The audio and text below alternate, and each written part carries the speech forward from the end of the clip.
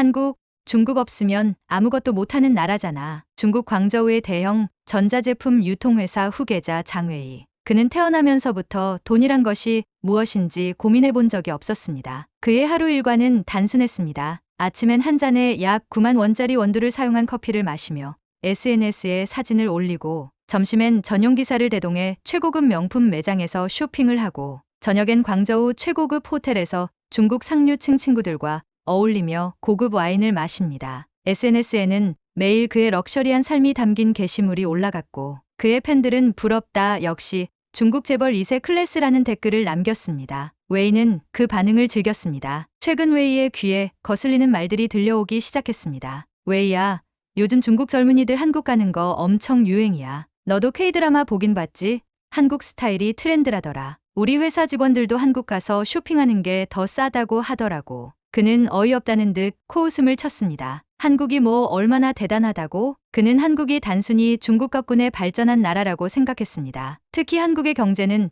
중국 관광객과 중국 시장 덕분에 유지된다고 믿고 있었습니다. 한국, 우리 없으면 경제도 못 굴러가는 나라야. 우리 중국인이 한국에서 명품 쇼핑 안 하면 저 나라 백화점들 다 문 닫을걸? 그는 중국이야말로 전 세계 시장을 좌지우지하는 나라라고 생각했습니다. 삼성, LG, 어차피 중국에서 물건을 팔아야 살아남을 수 있는 브랜드라고 믿었습니다. K-팝, K-드라마, 그것도 결국 중국 시장 없으면 끝장날 거라고 확신했습니다. 그러던 어느 날 그의 아버지가 불렀습니다. 웨이야, 이번에 한국 시장 점검 좀 하고 와라. 장웨이의 아버지는 중국 내 전자제품 유통업계에서 상당한 영향력을 가진 인물이었습니다. 삼성, LG 같은 글로벌 브랜드들도 그의 아버지와 거래를 맺고 있었습니다. 하지만 최근 한국 시장이 독자적으로 성장하면서 중국과의 협력 의존도가 줄어들고 있다는 이야기가 들려왔습니다. 한국이 우리 없이 얼마나 갈 수 있나 한번 보고 오라고. 웨이는 자신만만했습니다. 아버지, 걱정 마세요. 한국,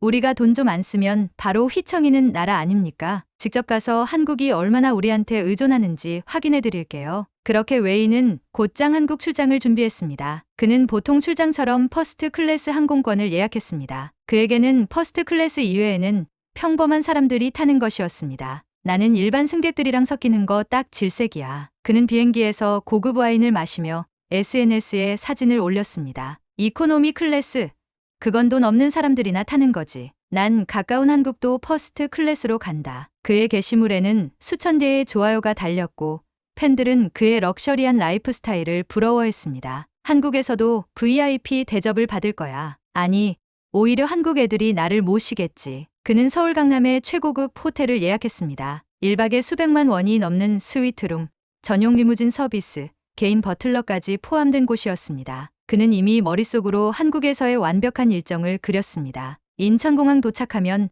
VIP 서비스 받으며 빠르게 입국을 하겠지. 그럼 리무진을 타고 강남의 최고급 호텔 체크인을 할 거야. 그리고 한국 직원들이 극진한 대접을 받으며 명품 매장 쇼핑을 하고 고급 레스토랑 VIP석에서 스페셜 메뉴를 먹을 거야. SNS에 역시 돈이 있으면 한국에서도 특별 대접받는다는 것을 보여주겠어. 그는 마치 왕이 한국을 방문하는 듯한 기분이었습니다. 그렇게 자신만만하게 한국으로 출발한 웨이. 그의 전용기는 인천국제공항 프라이빗 항공기 터미널에 착륙했습니다. 입국 수속을 마친 후 그는 공항 내부로 들어서자마자 조금 당황했습니다. 뭐야?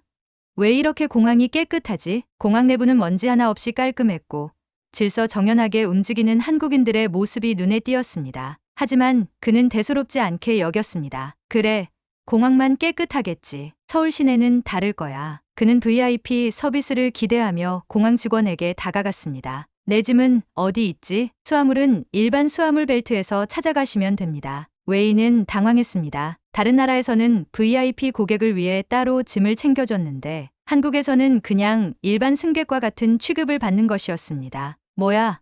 벌써부터 기분 나쁜데? 그러나 그는 애써 태연한 척하며 수화물을 찾고 예약한 리무진을 타고 강남으로 향했습니다. 공항을 빠져나가는 길, 그는 또 한 번 당황했습니다. 저 차선은 뭐야? 왜 이렇게 질서정연하지? 중국에서는 차들이 경적을 울리며 서로 먼저 가려고 밀고 들어오는 것이 일상이었지만 한국의 공항 도로는 너무나도 질서정연했습니다. 한국, 뭔가 이상한데? 그의 머릿속에는 첫 번째 의문이 떠올랐습니다. 설마 한국이 우리가 생각한 것보다 더 발전한 나라라고. 장웨이는 VIP 리무진 뒷좌석에 기대 앉아 창밖을 바라봤습니다. 그래, 이제 본격적으로 한국을 즐겨볼까? 그런데 공항을 빠져나가는 도로에서부터 예상과 다른 광경이 펼쳐졌습니다. 차들이 신호를 철저히 지키고 차선 변경도 매끄럽게 이루어졌습니다. 경적 소리는 거의 들리지 않았고 보행자들도 신호를 지키며 차분히 움직였습니다. 뭐야? 차들이 왜 이렇게 얌전해? 중국에서는 운전자들이 언제나 먼저 가기 위해 경적을 울리고 차선을 무시하는 경우가 많았습니다. 하지만 한국에서는 도로 전체가 마치 하나의 규칙 아래 움직이는 듯했습니다. 공항 주변만 그런 거겠지. 서울 시내는 다를 거야. 그는 애써 태연한 척하며 핸드폰을 열어 SNS 라이브를 켰습니다. 드디어 한국 도착. 중국인 VIP가 한국에서 어떤 대접을 받을지 기대되네요. 여러분, 기대하세요. 팬들은 한국 쇼핑 기대돼요. VIP라면 호텔부터 끝내주겠네요. 같은 댓글을 남겼습니다. 하지만 웨이는 곧이어 예상치 못한 경험을 하게 됩니다. 웨이가 예약한 호텔은 강남에서도 손꼽히는 최고급 5성급 호텔이었습니다. 호텔 로비에 들어선 그는 자연스럽게 직원에게 말했습니다. 내 짐을 방까지 바로 옮겨줘. 그런데 직원은 고개를 숙이며 정중하게 말했습니다. 손님, 벨보이 서비스가 준비되어 있습니다만 먼저 체크인을 진행하셔야 합니다. 뭐야?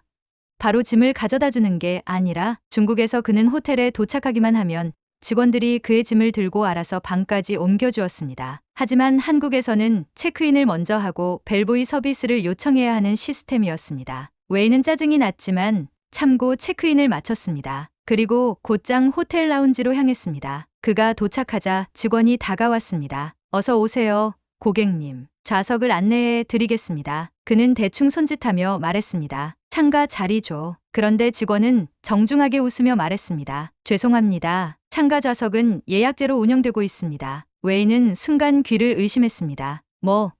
예약제? 내가 누군데 창가 자리를 못 줘. 그는 불만을 표하며 중국어로 말했습니다. 내가 돈을 얼마나 쓰는데 이 정도 자리도 못 줘. 하지만 직원은 동요하지 않고 다시 한번 정중하게 답했습니다. 죄송합니다, 고객님. 한국에서는 모든 손님께 동일한 기준으로 서비스를 제공합니다. 원하신다면 창가 자리 예약을 도와드릴 수 있습니다. 그 순간 웨이는 자신의 VIP 지위가 전혀 통하지 않는다는 것을 깨닫기 시작했습니다. 뭐야? 돈이 많아도 특별 대접이 없다고? 다음 날 웨이는 기대하던 쇼핑을 위해 명품 거리로 향했습니다. 그래, 한국에서는 호텔이 별로였지만 명품 매장은 다르겠지. 그가 찾은 곳은 한국에서 가장 유명한 명품 매장이었습니다. 그는 자연스럽게 직원에게 다가가 말했습니다. 가방 추천해봐. 요즘 인기 있는 걸로. 하지만 직원은 예상과 다르게 반응했습니다. 네, 고객님. 먼저 둘러보시겠어요? 뭐야? 바로 추천 안 해주고? 중국에서는 VIP라면 최고급 상품부터 먼저 보여주는데 직원은 정중하지만 특별한 대접을 하지 않았습니다. 그는 여전히 차분한 태도로 응대할 뿐이었습니다. 그는 짜증이 났습니다. 그래, 일단 가방을 하나 사볼까? 웨이는 비싼 명품 가방을 골라 계산대로 향했습니다. 그런데 죄송합니다, 고객님. 이 카드로는 결제가 어렵습니다. 그가 내민 중국은행 카드는 한국에서 원활히 결제되지 않았습니다. 그는 당황하며 물었습니다. 뭐, 왜 안 돼? 이 카드 한도가 얼마인데? 직원은 친절하게 설명했습니다. 한국에서는 일부 중국 카드가 원활히 결제되지 않을 수 있습니다. 다른 결제 수단을 사용하시겠습니까? 그 순간 웨이는 충격을 받았습니다. 뭐야?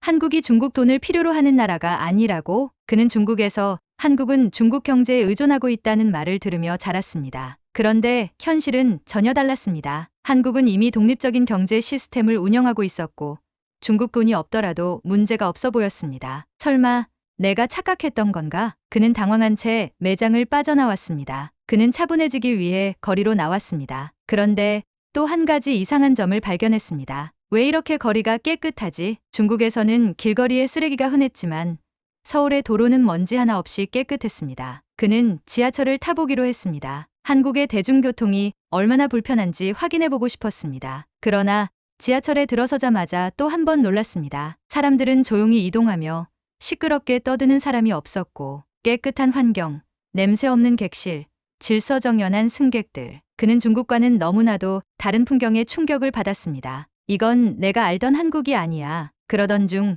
그는 주머니를 뒤적이다가 깜짝 놀랐습니다.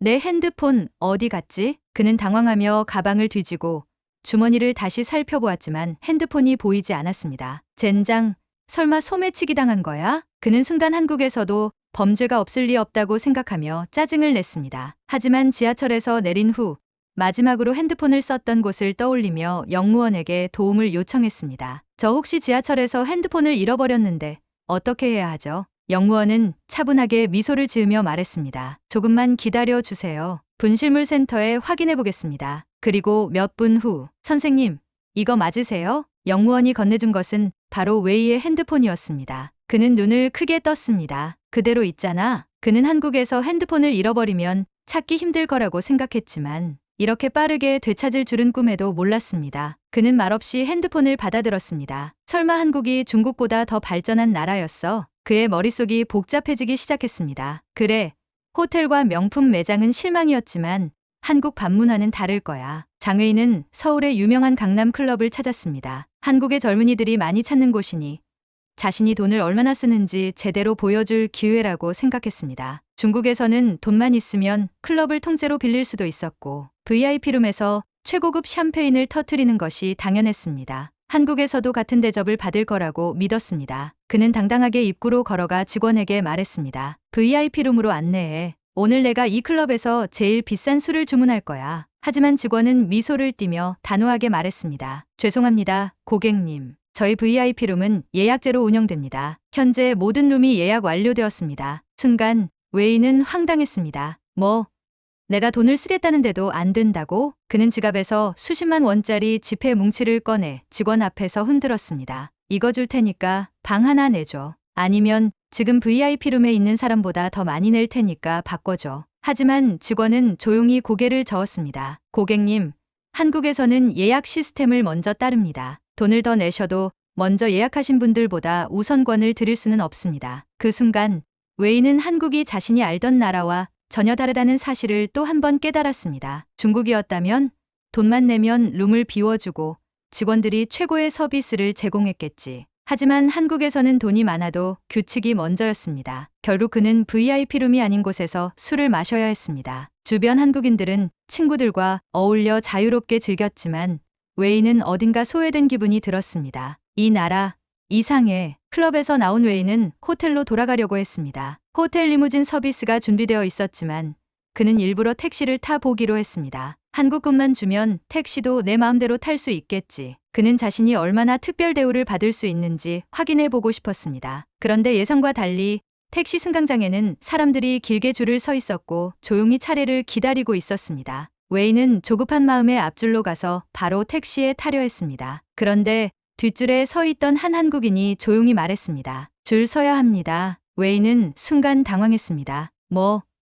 나는 VIP라고. 그는 다시 한번 현금을 꺼내 택시 기사에게 흔들었습니다. 이거 줄 테니까 먼저 태워줘. 하지만 택시 기사는 고개를 저으며 말했습니다. 죄송합니다. 줄을 서셔야 합니다. 그제야 웨이는 한국에서는 돈보다 질서가 더 중요하다는 것을 깨달았습니다. 중국이었다면 기사들이 서로 먼저 태우려고 난리였겠지. 그는 멍하니 줄을 서면서 생각했습니다. 한국에서는 돈이 많다고 해서 무조건 우선권을 주는 게 아니야. 그동안 그는 돈만 있으면 모든 것이 해결된다고 믿어왔습니다. 하지만 한국은 달랐습니다. 그는 처음으로 한국이 중국과 완전히 다르다는 것을 자신도 모르게 인정하기 시작했습니다. 택시를 타고 호텔로 돌아가던 중 웨이는 뒷좌석에서 창밖을 바라보았습니다. 서울은 왜 이렇게 차들이 질서를 잘 지키지? 중국에서는 도로에서 경적을 울리며 차선을 마음대로 바꾸는 것이 흔한 일이었습니다. 하지만 서울의 도로는 마치 하나의 규칙 아래 정리된 것처럼 질서정연했습니다. 그는 순간 호기심이 생겼습니다. 설마 한국에서도 돈만 있으면 법을 무시할 수 없는 건가? 그는 택시 기사에게 장난스럽게 말했습니다. 아저씨,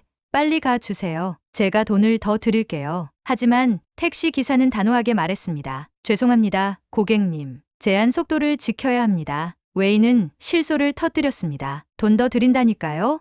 2배, 3배라도 드릴 수 있어요. 하지만 기사는 고개를 저었습니다. 한국에서는 돈이 많다고 해서 교통법규를 어길 수 없습니다. 그 순간 그는 충격을 받았습니다. 뭐야, 돈이면 다 된다는 게 한국에서는 통하지 않아? 그가 중국에서 살아온 방식과는 완전히 다른 세계였습니다. 한국에서는 법과 질서가 돈보다 우선이었습니다. 호텔로 돌아온 웨이는 불편한 기분을 달래기 위해 근처 술집에 들렀습니다. 중국에서는 VIP 손님이라면 술집에서 마음껏 떠들고 직원들에게 명령하는 것이 흔한 일이었습니다. 그는 한국에서도 같은 방식으로 행동했습니다. 이봐, 여기 술 한 병 더 가져와. 그는 직원에게 무례한 태도로 말하며 손짓을 했습니다. 하지만 직원은 차분하게 대답했습니다. 죄송합니다, 고객님. 주문은 테이블에서 직접 해주셔야 합니다. 웨이는 당황했습니다. 뭐야?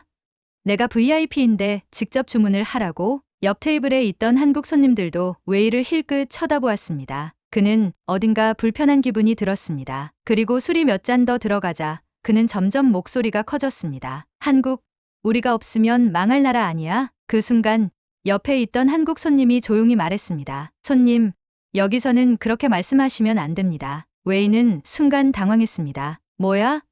한국에서는 이렇게 말하면 안 된다고? 중국에서는 VIP 손님이라면 웬만한 실수도 그냥 넘어갔습니다. 하지만 한국에서는 사람들이 예의를 지키는 것을 중요하게 여겼습니다. 그는 더 이상 아무 말도 하지 못하고 조용히 술을 마셨습니다. 한국에서는 돈이 많아도 모두 평등했다. 클럽과 택시, 돈보다 질서가 우선이었다. 교통법규, 돈으로 법을 바꿀 수 없었다. 한국 사회, 돈이 많아도 예의와 규칙을 지켜야 했다. 그는 처음으로 중국에서 듣던 말들이 틀렸다는 것을 깨닫고 있었습니다. 한국은 우리가 없으면 망하는 나라가 아니라 우리 없이도 잘 돌아가는 나라야. 그는 그동안 자신이 얼마나 오만했는지 깨닫기 시작했습니다. 서울에서의 마지막 날, 장의인은 조용히 카페에 앉아 커피를 마시며 한국에서의 며칠을 되돌아보고 있었습니다. 한국은 참 이상한 나라야. 돈이 많아도 특별 대우를 받지 못하고 법과 질서를 지키는 게 당연하다고 생각하지. 그는 아직도 택시를 기다리며 줄을 서야 했던 일, 클럽에서 VIP룸을 쓰지 못했던 일, 교통법규를 지키는 택시 기사와 대립했던 일이 떠올랐습니다. 그리고 술집에서 무례한 태도로 행동했다가 주변 사람들에게 지적받았던 순간도. 그때 웨이는 테이블 위에 놓인 노트북과 지갑을 보고 놀랐습니다. 어떤 손님이 노트북과 휴대폰, 가방까지 그대로 둔 채 카운터로 가서 음료를 주문하고 있었습니다. 뭐야?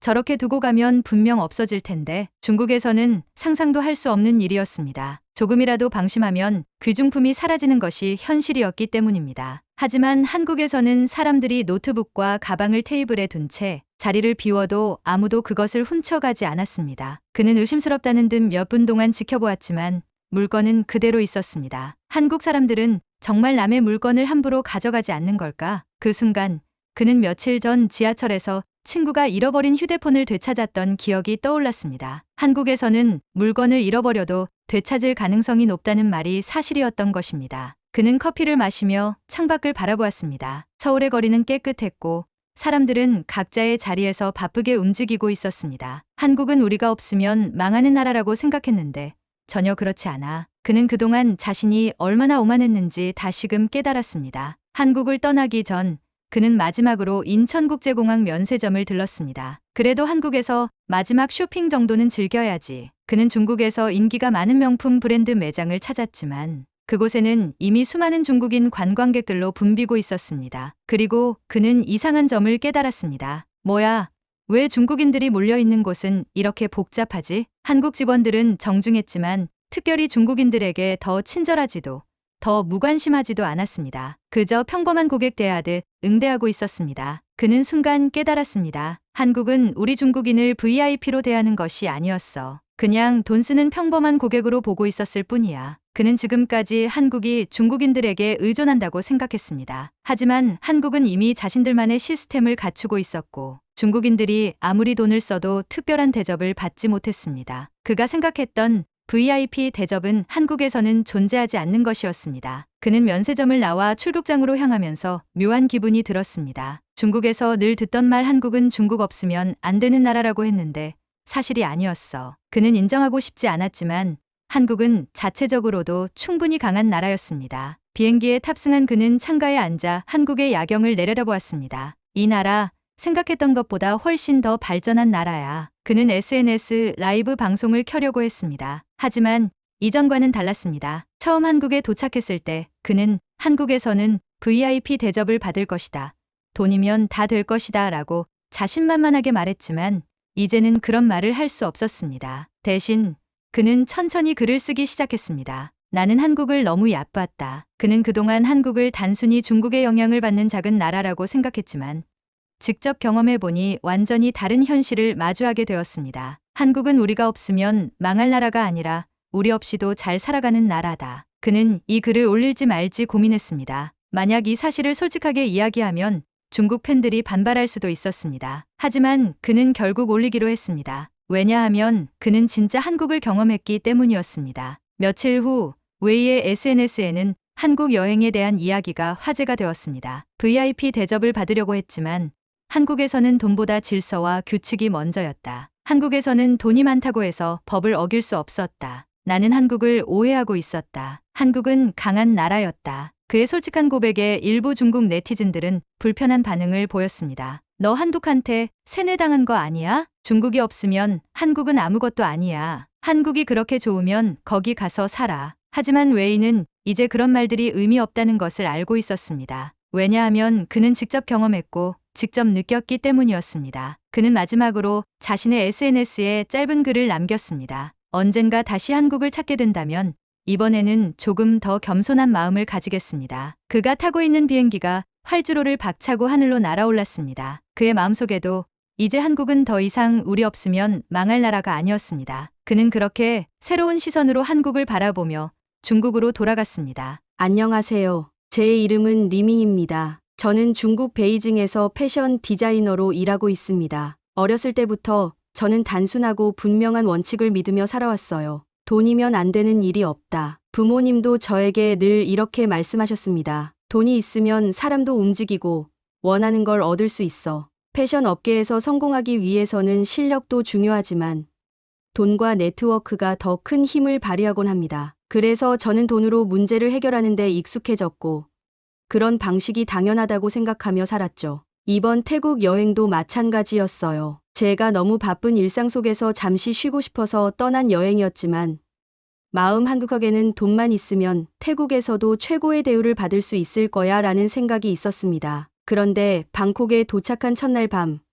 그 믿음이 조금씩 흔들리기 시작했습니다. 제가 방콕에 도착한 첫날 밤, 세계적으로 유명한 짜뚜짝 야시장에 갔습니다. 처음 시장에 들어섰을 때 저는 그곳의 활기에 압도되었어요. 수백 개의 작은 가게가 늘어서 있고 상인들의 목소리가 여기저기서 울려 퍼졌죠. 다양한 물건들, 태국 특유의 향신료 냄새, 길거리 음식의 연기가 섞여 있어 모든 것이 생생하게 느껴졌습니다. 여기가 바로 진짜 태국이구나. 저는 휴대폰 카메라를 꺼내 시장 풍경을 촬영하며 천천히 걸었어요. 저마다 독특한 매력을 가진 물건들을 보며 기분이 들떴습니다. 그러다 우연히 작은 액세서리 가게 앞에서 발길을 멈췄습니다. 반짝이는 팔찌와 귀걸이가 눈에 띄었거든요. 저는 물건을 구경하며 즐거운 시간을 보내고 있었는데 바로 옆에서 심상치 않은 일이 벌어졌습니다. 옆 가게에서 한 무리의 중국인 관광객이 상인과 크게 언쟁을 벌이고 있었습니다. 그들은 목소리를 점점 높이며 상인을 몰아붙이고 있었어요. 이게 왜 이렇게 비싸요? 저쪽 가게에서는 더 싸게 팔던데요. 우리가 이걸 이렇게 많이 사는데 더 깎아줘야 하는 거 아니에요? 상인은 당황한 표정으로 조금이라도 기분을 맞추려는 듯 가격을 낮추겠다고 했습니다. 그런데도 관광객들은 만족하지 못한 표정이었어요. 그중 한 남성은 상인을 향해 소리쳤습니다. 그럼 처음부터 싸게 불렀어야지.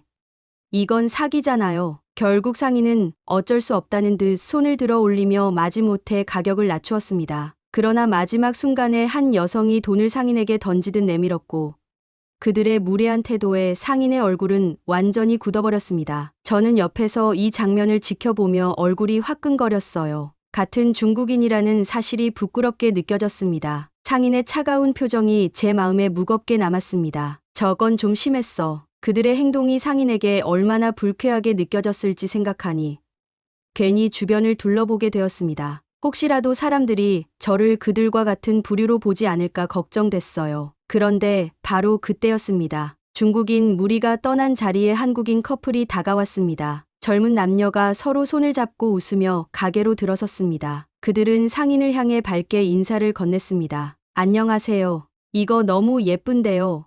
얼마예요? 상인은 처음엔 여전히 굳은 얼굴이었지만 그들의 밝은 태도에 조금씩 긴장이 풀리는 듯 보였습니다. 그는 가격을 불렀고 커플은 잠시 물건을 살펴본 후 남자가 물었습니다. 혹시 조금만 깎아주실 수 있을까요?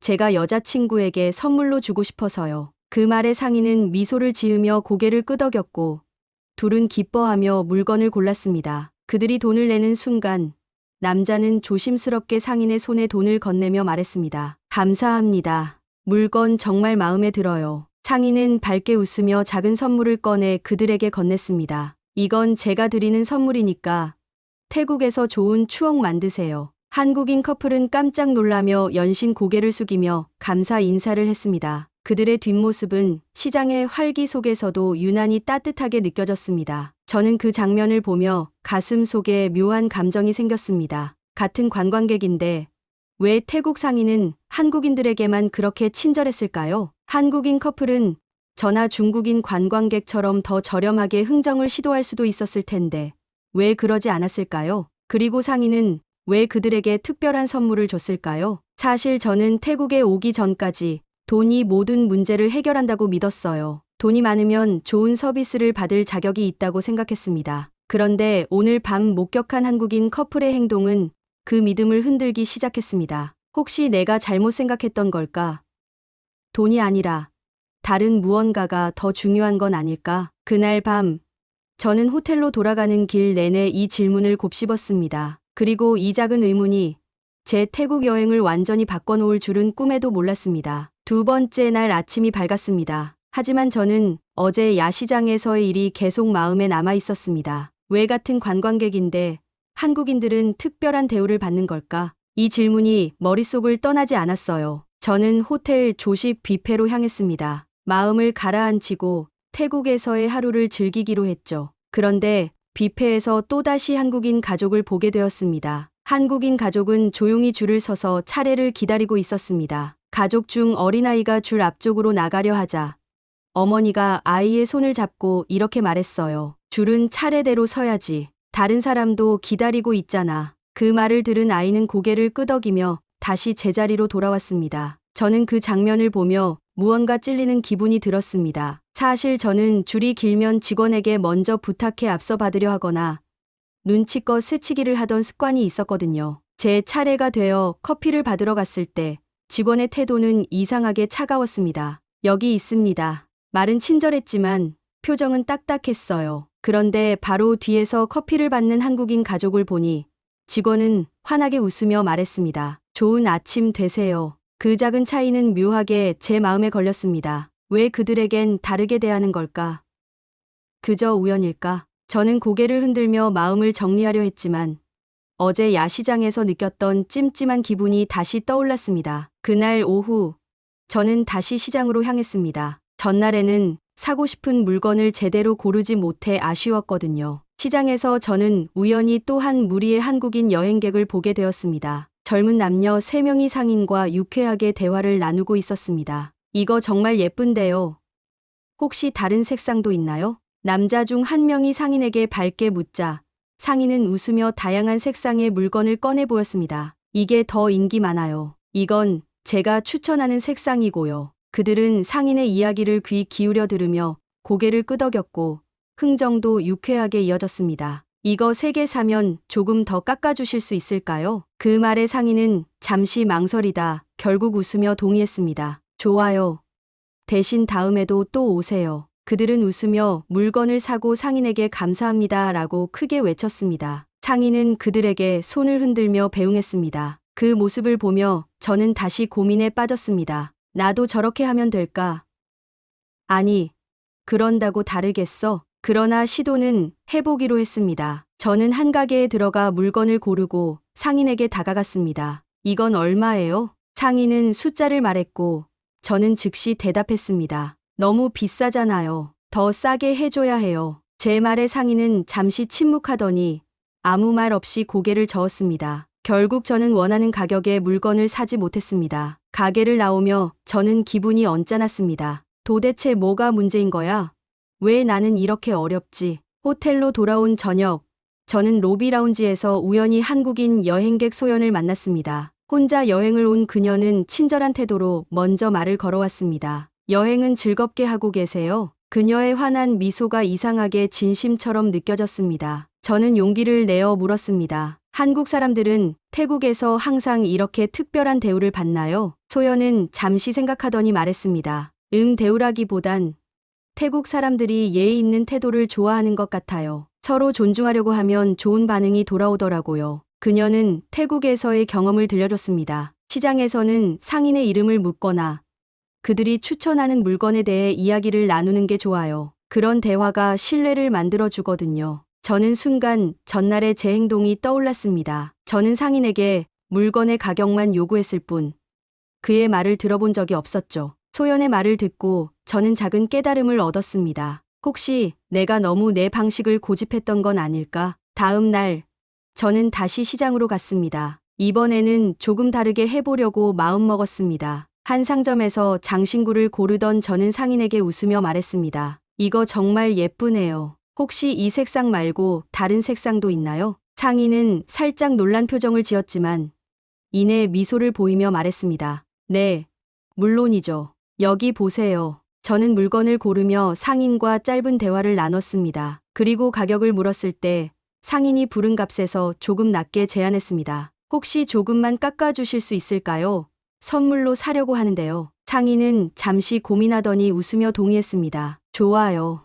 대신 다음에 또 오세요. 그 작은 성공은 제게 큰 변화를 가져왔습니다. 상인이 보인 미소는 단순한 거래를 넘어선 진심처럼 느껴졌습니다. 그날 이후 저는 태국에서 조금씩 더 많은 것을 배우기 시작했습니다. 사람들과의 대화에서 먼저 미소를 보이려 했고 흥정을 할 때도 상대방의 입장을 한 번쯤 생각하려고 노력했습니다. 그 결과 저는 태국인들의 태도가 점점 달라지는 걸 느꼈습니다. 그들의 미소와 대화 속에서 느껴지는 진심은 제게 큰 깨달음을 주었습니다. 아, 사람과 사람 사이에는 돈보다 중요한 것이 있구나. 그것은 태국 사람들의 문화였고 한국인들이 자연스럽게 실천하던 작은 배려의 힘이었습니다. 며칠 동안 저는 작은 변화를 시도하며 태국인들과 조금 더 가까워졌지만 여전히 마음 한구석에는 불안함이 남아 있었습니다. 정말 내가 변하고 있는 걸까? 스스로에게 던진 이 질문은 제게 확신을 주지 않았습니다. 그래서 마지막 날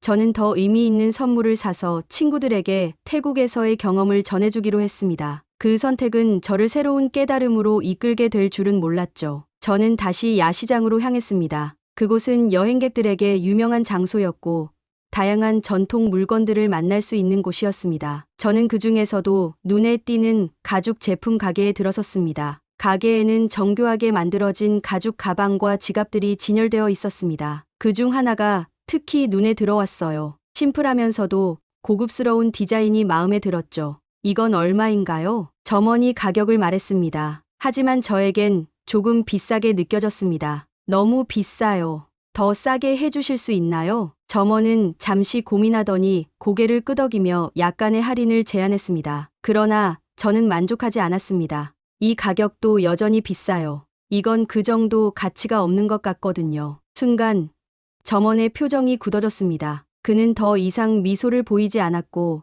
단호한 목소리로 말했습니다. 이 가격이 최선입니다. 싫으시면 다른 곳으로 가세요. 저는 순간 당황했습니다. 단순히 물건을 사고자 했던 저는 왜 분위기가 이렇게 냉랭해졌는지 이해할 수 없었습니다. 내가 뭘 잘못했지? 점원의 굳어진 얼굴과 딱딱한 말투가 마음에 남았습니다. 저는 어쩔 수 없이 가게를 떠나야 했습니다. 그러나 발걸음이 무거웠습니다. 나는 그냥 흥정을 했을 뿐인데 왜 이런 일이 생긴 걸까? 호텔로 돌아온 저녁, 저는 다시 소연을 만났습니다. 그녀는 호텔 라운지에서 책을 읽고 있었고 저는 그녀에게 낮에 있었던 일을 털어놓고 싶었습니다. 소연 씨, 오늘 시장에서 가방을 사려다가 점원이 갑자기 태도를 바꿨어요. 무슨 문제가 있었던 걸까요? 소연은 제 이야기를 듣더니 고개를 끄덕이며 조용히 웃었습니다. 리밍 씨, 혹시 점원과 대화할 때 물건에 대해 부정적인 말을 하진 않았나요? 저는 잠시 생각하다가 대답했습니다.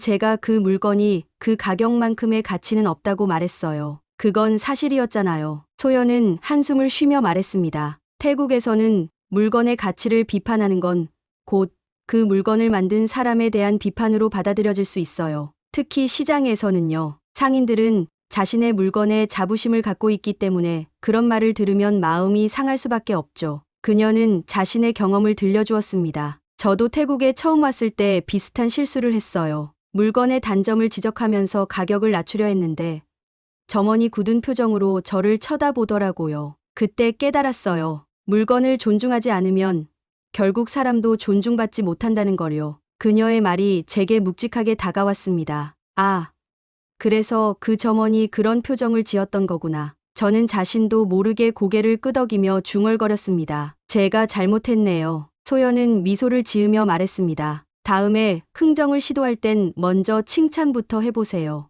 물건의 좋은 점이나 정교함을 이야기하면 상인도 당신을 다르게 대할 거예요. 다음 날, 저는 다시 시장으로 향했습니다. 전날 불쾌하게 끝난 일을 그대로 두고 싶지 않았습니다. 스스로 잘못을 인정하고 점원에게 다시 다가가는 것이 필요하다고 느꼈습니다. 가게에 도착했을 때 점원은 저를 보자 약간 경계하는 표정을 지었습니다. 저는 마음을 가다듬고 먼저 말을 건넸습니다. 안녕하세요. 어제 제가 실례했던 것 같아요. 다시 생각해보니 이 가방 정말 정교하고 예쁘네요. 태국에서 이런 제품을 만드는 기술이 정말 대단한 것 같아요. 점원은 잠시 멈칫했지만 곧 미소를 보이며 대답했습니다. 감사합니다. 이건 제가 직접 만든 겁니다. 저는 놀라서 물었습니다. 직접 만드셨다고요?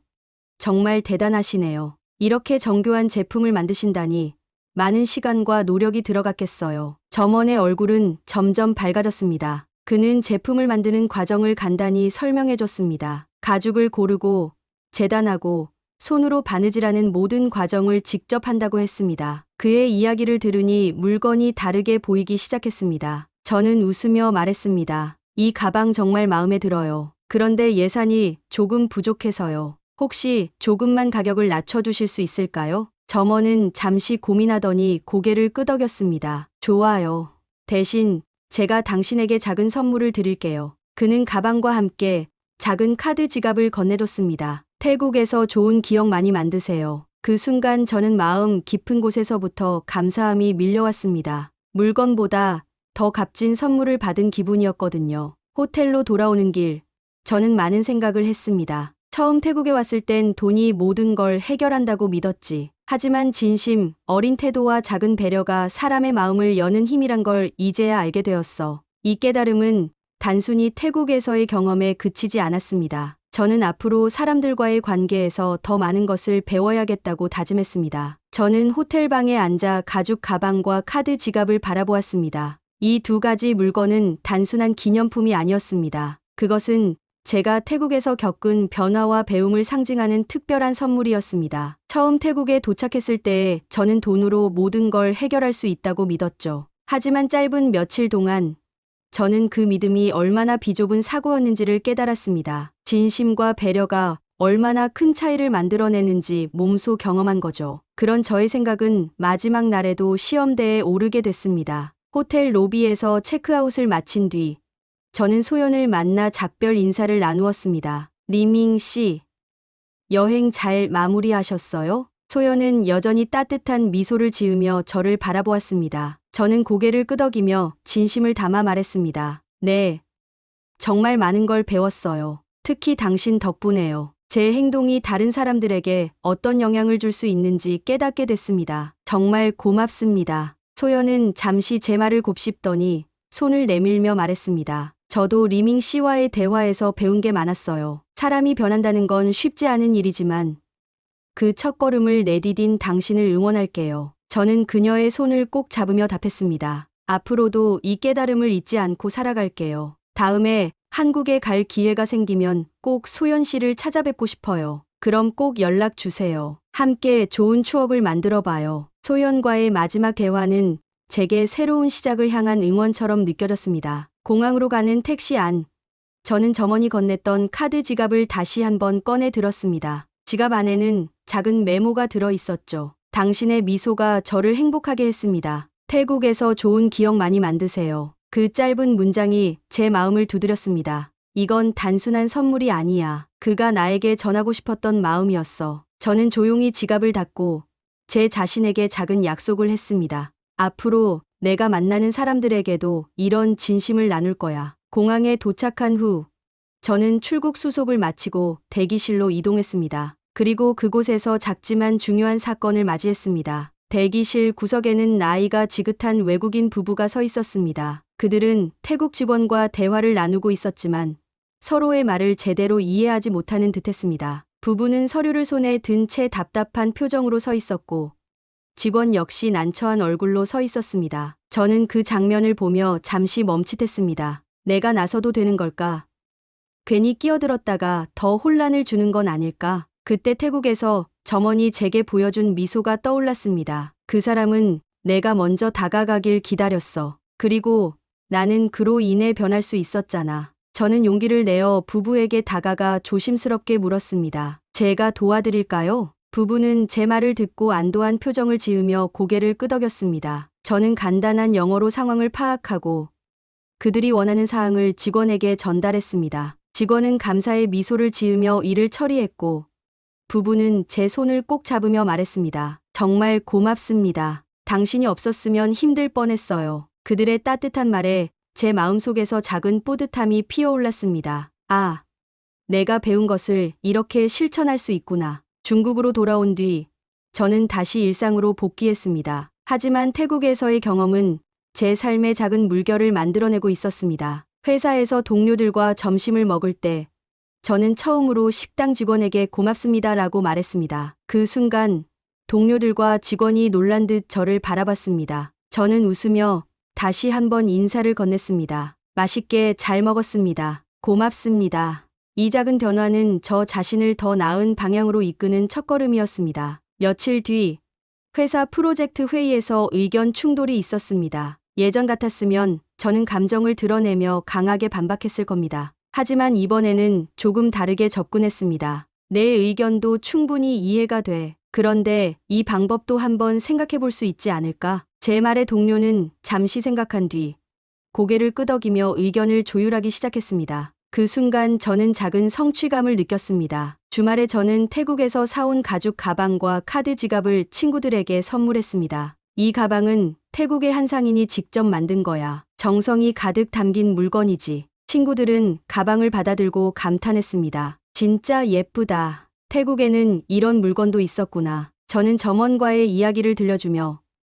그에게 배운 배려와 존중의 중요성을 친구들에게 전했습니다. 친구들은 제 말을 들으며 고개를 끄덕였습니다. 리밍, 너 요즘 정말 많이 변한 것 같아. 태국 여행이 진짜 특별했나 봐. 그 말에 저는 조용히 미소 지었습니다. 응, 정말 특별했어. 나 자신을 돌아보게 만들어준 여행이었거든. 그날 밤, 저는 태국에서 받은 카드 지갑을 다시 꺼냈습니다. 지갑을 열어 점원의 메모를 다시 한번 읽으며 이번 여행이 제게 얼마나 중요한 시간이었는지 되새겼습니다. 그리고 저는 스스로 다짐했습니다. 앞으로도 내가 배운 이 진심과 배려를 주변 사람들에게 나눌 거야. 사람과 사람 사이에서 만들어지는 진짜 연결을 소중히 여기면서 태국 여행은 단순한 관광이 아니었습니다. 그것은 제 삶을 돌아보고 사람들과의 관계를 새롭게 이해하는 계기가 되었죠. 진심과 배려는 작은 행동에서 시작되지만 그 영향력은 한 사람을 변화시키고 또 그 사람이 주변을 변화시키는 커다란 힘을 가질 수 있습니다. 저도 여러분께 권하고 싶습니다. 여행을 통해 새로운 문화와 사람들을 존중하며 그들의 이야기에 귀를 기울여 보세요. 여러분의 작은 미소와 배려가 어떤 놀라운 변화를 가져올지 모릅니다. 여행은 세상을 보는 것이 아니라 내 자신을 다시 보는 여정이다. 뉴욕 맨해튼 고층 빌딩이 가득한 거리 위로 자동차들이 끝없이 늘어서 있었습니다. 바쁘게 움직이는 사람들, 시끄러운 경적 소리, 그리고 수없이 울려 퍼지는 휴대전화 벨 소리. 그 가운데 한 남성이 번화가 한가운데 서서 통화를 하고 있었습니다. 그래, 다음 미팅은 수요일 오전 9시로 잡아. 그리고 보고서는 오늘 밤까지 마무리해. 38세 글로벌 자동차 기업 임원 에릭 존슨. 그는 남들이 보기엔 성공한 남자였습니다. 젊은 나이에 빠르게 승진하며 회사의 핵심 프로젝트를 맡았고 업계에서 손꼽히는 실력자로 인정받고 있었습니다. 그러나 그의 삶은 늘 바빴고 그의 손에는 항상 스마트폰이 들려 있었습니다. 아침 6시에 일어나 회사로 향하고 밤늦게까지 사무실에서 서류를 검토하는 일상이 반복되었습니다. 점심시간에도 서둘러 샌드위치를 한 입 베어 물며 이메일을 확인했고, 저녁 약속은 대부분 사업 미팅이었습니다. 가끔 친구들에게 연락이 와도 그는 늘 같은 대답을 했습니다. 나중에 보자. 지금은 바빠. 그러다 보니 그의 주변에는 더 이상 편하게 이야기할 사람이 없었습니다. 일에 몰두할수록 사람들과의 거리는 점점 멀어졌고, 그는 점점 성공한 외로운 남자가 되어가고 있었습니다. 그러던 어느 날, 그의 상사인 제이슨이 그를 불렀습니다. 에릭, 이번에 한국으로 출장을 좀 다녀와야겠어. 한국이요?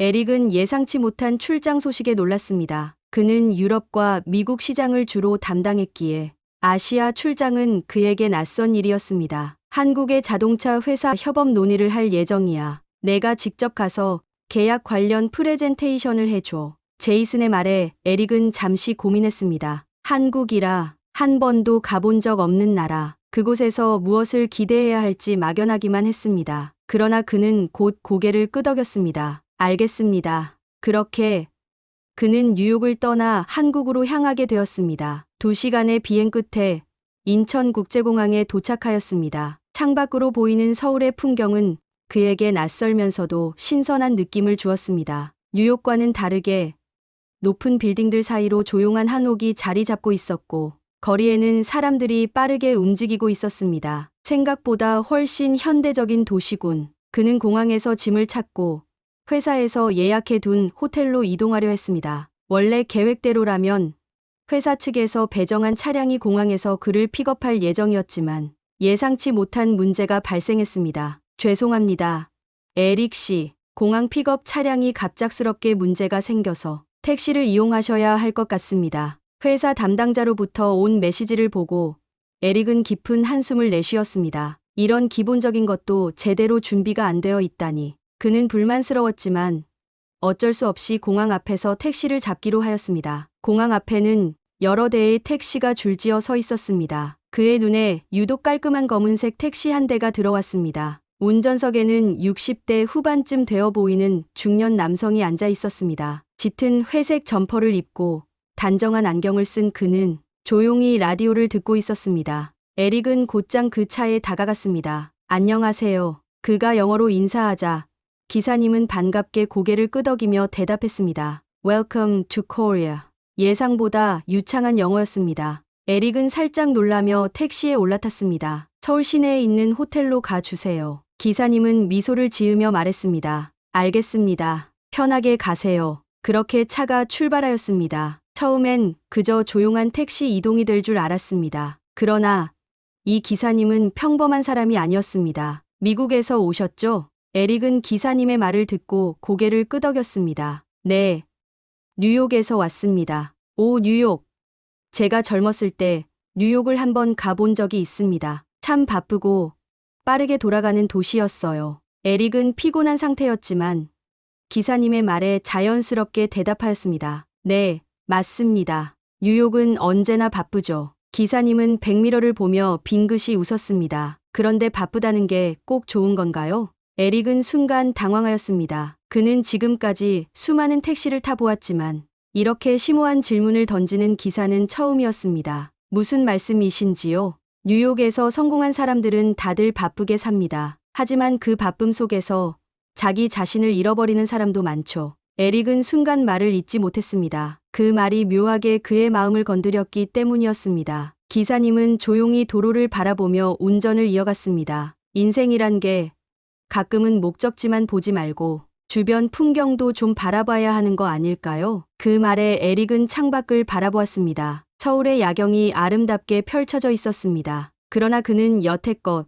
그런 풍경을 신경 써본 적이 없었습니다. 그는 늘 다음 목표, 다음 성과만을 바라보며 살아왔기 때문이었습니다. 그 순간 에릭은 이상한 예감을 느꼈습니다. 이 사람과의 만남이 내게 뭔가 중요한 의미가 될지도 모른다. 서울 도심을 향해 달리는 택시 안.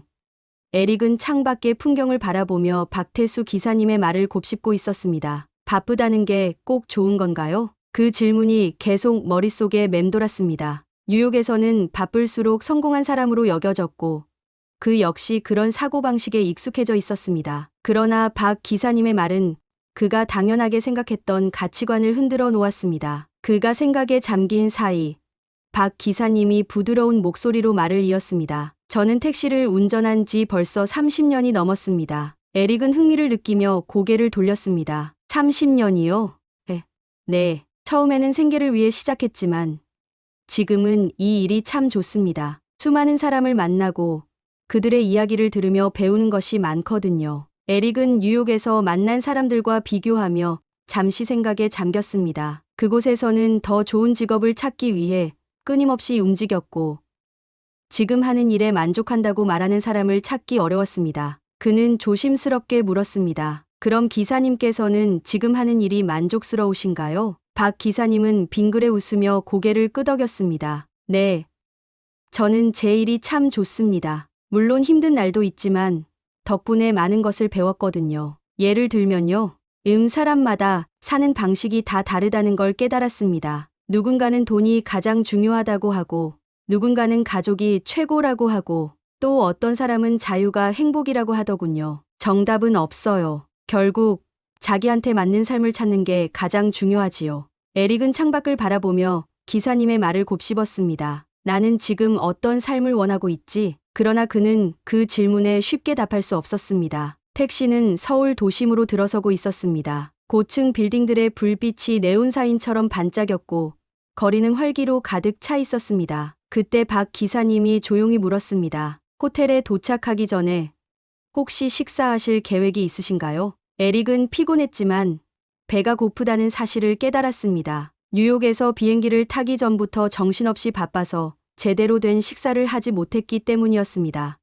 한국에 처음 왔으니 현지 음식을 먹어보고 싶습니다. 박 기사님은 미소를 지으며 대답했습니다. 그럼 제가 추천하는 곳이 있습니다. 간단한 가정식이지만 정성이 가득한 곳입니다. 에릭은 고민하다가 고개를 끄덕였습니다. 좋습니다. 기사님이 추천하시는 곳이라면 믿겠습니다. 택시는 조용한 골목길로 들어섰습니다. 도심의 화려한 불빛과는 다른 분위기였습니다. 가게 앞에는 작은 한옥 건물이 자리 잡고 있었고 입구에는 엄마 손 밥집이라는 작은 간판이 걸려 있었습니다. 에릭은 예상했던 고급 레스토랑이 아니라서 살짝 놀랐습니다. 그러나 안으로 들어서자 따뜻한 분위기가 느껴졌습니다. 박 기사님이 주인 할머니께 인사했습니다. 할머니, 오늘도 잘 부탁드립니다. 태수 아저씨 왔어요?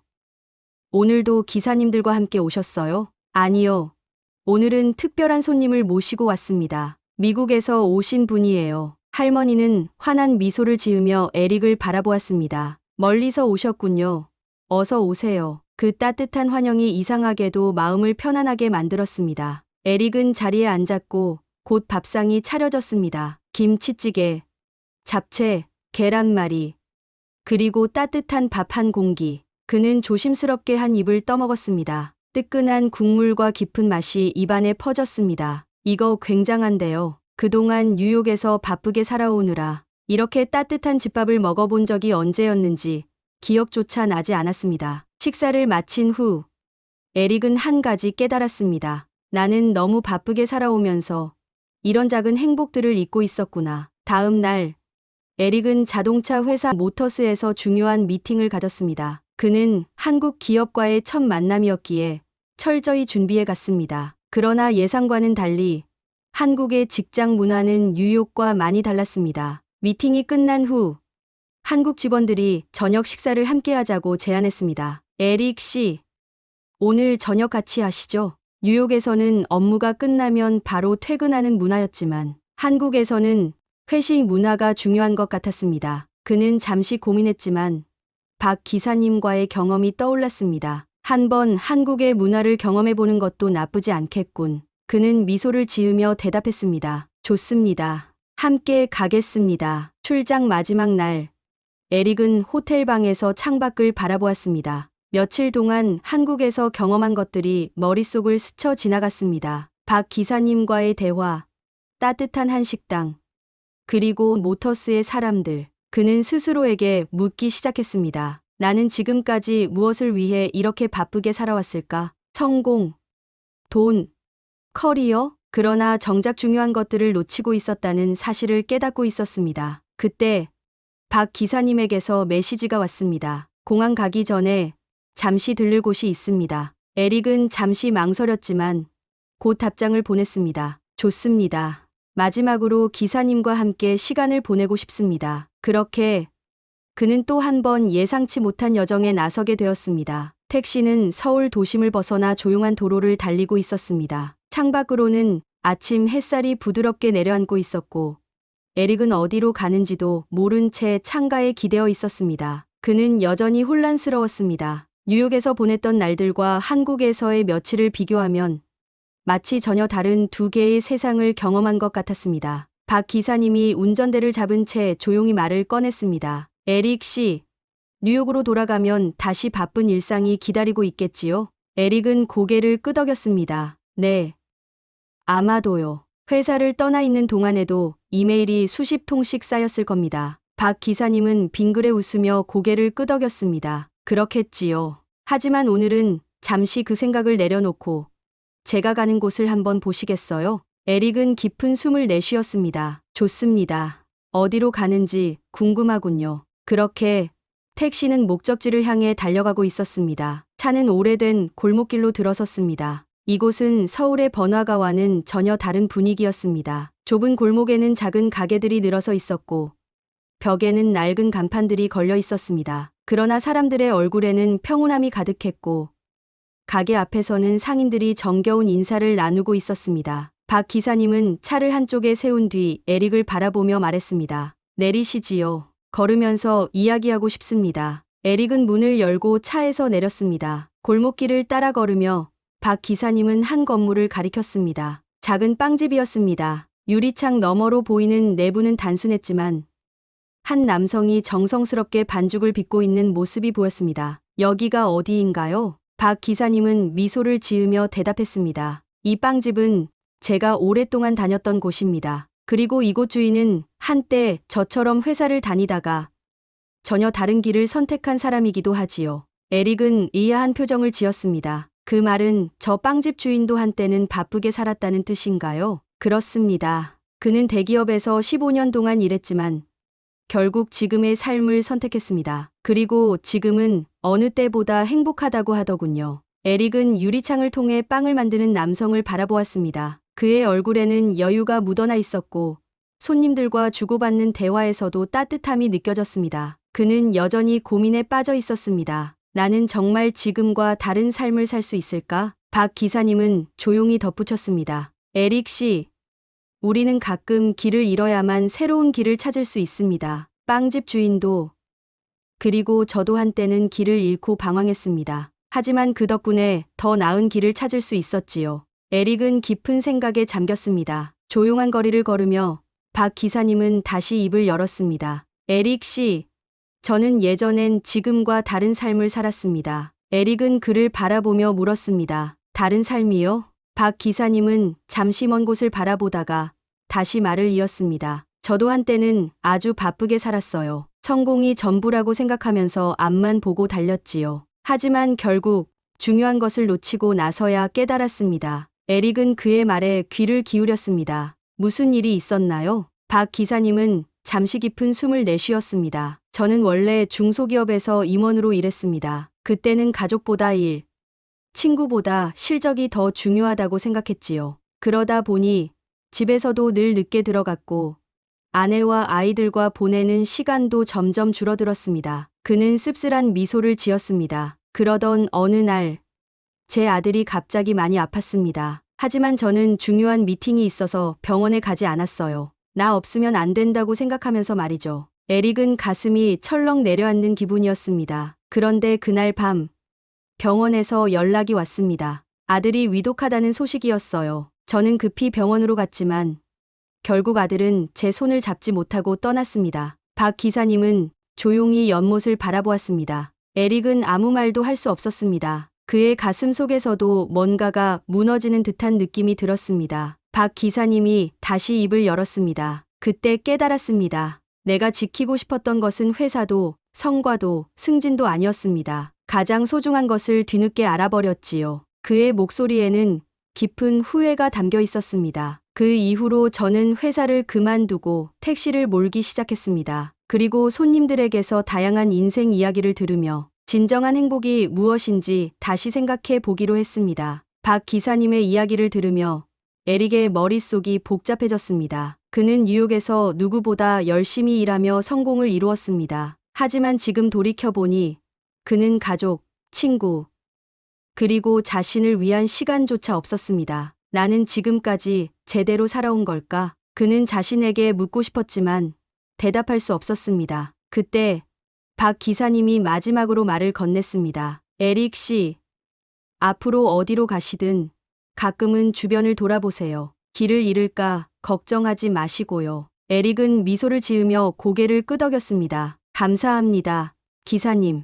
이번 여행에서 가장 중요한 것을 배웠습니다. 그는 뉴욕으로 돌아가면 더 이상 예전처럼 살지 않겠다고 결심했습니다. 비행기에 오르기 전 그는 휴대전화를 열었습니다. 그리고 상사인 제이슨에게 메시지를 보냈습니다. 제이슨, 뉴욕으로 돌아가면 할 이야기가 있습니다. 내가 정말 원하는 게 무엇인지 다시 생각해 봐야 할 것 같아요. 그는 창밖을 바라보았습니다. 서울의 하늘이 유난히 맑아 보였습니다. 비행기가 뉴욕 JFK 공항에 착륙하자 에릭은 깊은 숨을 내쉬었습니다. 창밖으로 보이는 익숙한 풍경, 바쁘게 움직이는 사람들, 그리고 공항 내부에서 들려오는 익숙한 영어 안내 방송. 모든 것이 이전과 다름없었지만 그가 느끼는 감정은 전혀 달랐습니다. 이곳이 내 삶의 전부라고 생각했었지. 그는 공항에서 택시를 타고 맨해튼에 있는 자신의 아파트로 향했습니다. 창밖을 바라보며 그는 한국에서의 며칠을 떠올렸습니다. 박 기사님과 나눈 대화,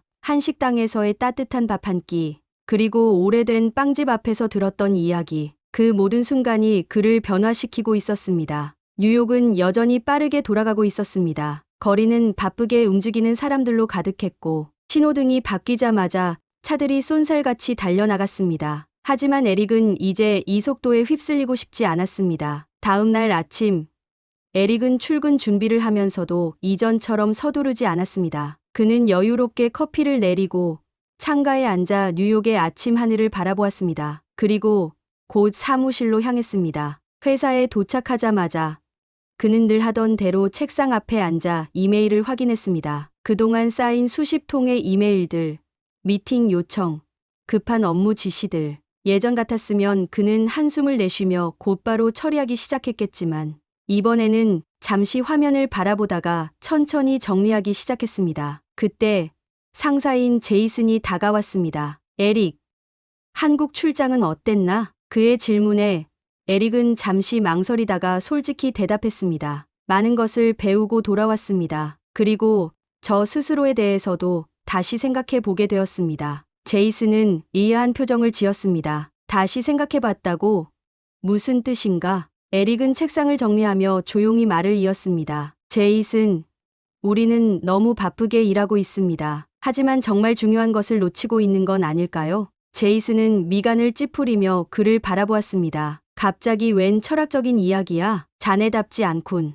에릭은 잠시 침묵하다가 차분한 목소리로 대답했습니다. 그동안 저는 숫자와 성과에만 집중했습니다. 하지만 이제는 좀 더 사람들과 소통하고 일을 즐기면서 하고 싶습니다. 제이슨은 한숨을 내쉬며 팔짱을 꼈습니다. 에릭, 우리는 글로벌 기업이야. 비즈니스 세계에서 감정은 중요하지 않아. 결국 숫자가 말해주는 거지. 에릭은 고개를 저었습니다. 맞아요. 숫자도 중요하죠. 하지만 숫자만으로는 모든 걸 설명할 수 없습니다. 사람이 행복하지 않다면 아무리 성공해도 의미가 없어요. 제이슨은 여전히 이해할 수 없다는 표정이었지만 에릭은 더 이상 그의 반응을 신경 쓰지 않았습니다. 그는 이제 자신이 어떤 삶을 원하는지 깨달았기 때문입니다. 퇴근 후 에릭은 한국 회사의 김민지에게 이메일을 보냈습니다. 한국에서의 협업 프로젝트와 관련된 피드백을 전하며 출장 동안 도와준 것에 대한 감사의 인사도 함께 전했습니다. 그리고 문득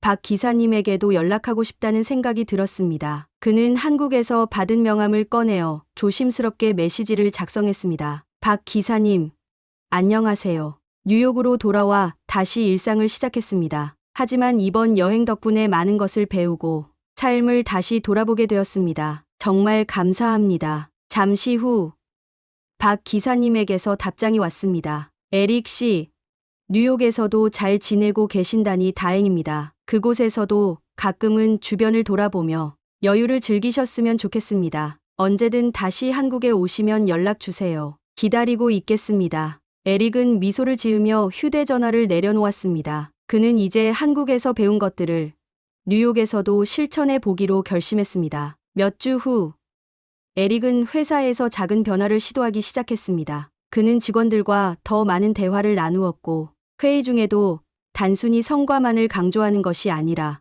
일의 의미에 대해 이야기하기 시작했습니다. 그리고 무엇보다도 자신을 위해 시간을 쓰기로 했습니다. 퇴근 후에는 헬스장을 가거나 예전에는 하지 않았던 요리를 해보기도 했습니다. 주말에는 카페에 앉아 책을 읽고 가끔은 공원에서 산책을 하며 여유를 즐겼습니다. 그는 더 이상 성공만을 좇으며 달리지 않기로 결심했습니다. 이제는 자신이 정말 원하는 삶을 찾아가기로 했습니다. 그러던 어느 날, 그는 오래된 친구로부터 연락을 받았습니다. 에릭, 오랜만이야. 이번 주말에 시간 어때? 옛날처럼 다 같이 모이려고 하는데 예전 같았으면 그는 미안, 바빠서 다음에 보자 라고 대답했을 것입니다. 하지만 이번에는 그는 미소를 지으며 답장을 보냈습니다. 좋지. 어디서 만나? 그는 이제 삶의 속도를 조절할 줄 아는 사람이 되어가고 있었습니다. 어느 날, 에릭은 출근길에 문득 뉴욕 거리를 바라보았습니다. 수많은 사람들이 빠르게 걷고 누군가는 휴대전화로 통화하며 바쁘게 일정을 조율하고 있었습니다. 그는 그 모습을 바라보다가 한국에서의 마지막 날 들었던 박 기사님의 말을 떠올렸습니다. 길을 잃을까 걱정하지 마세요. 가끔은 길을 잃어야 새로운 길을 찾을 수 있으니까요. 그는 천천히 숨을 들이마시며 하늘을 올려다보았습니다. 오늘도 바쁜 하루가 시작되겠지만 이제 그는 예전처럼 초조해하지 않았습니다. 그는 알고 있었습니다. 삶은 목적지가 아니라 여정 자체가 중요하다는 것을. 그렇게 에릭의 새로운 인생이 시작되고 있었습니다. 여러분 오늘 이야기 어떠셨나요? 마음에 드셨다면 좋아요와 구독 부탁드립니다. 여러분의 응원이 영상 제작에 큰 도움이 됩니다. 감사합니다.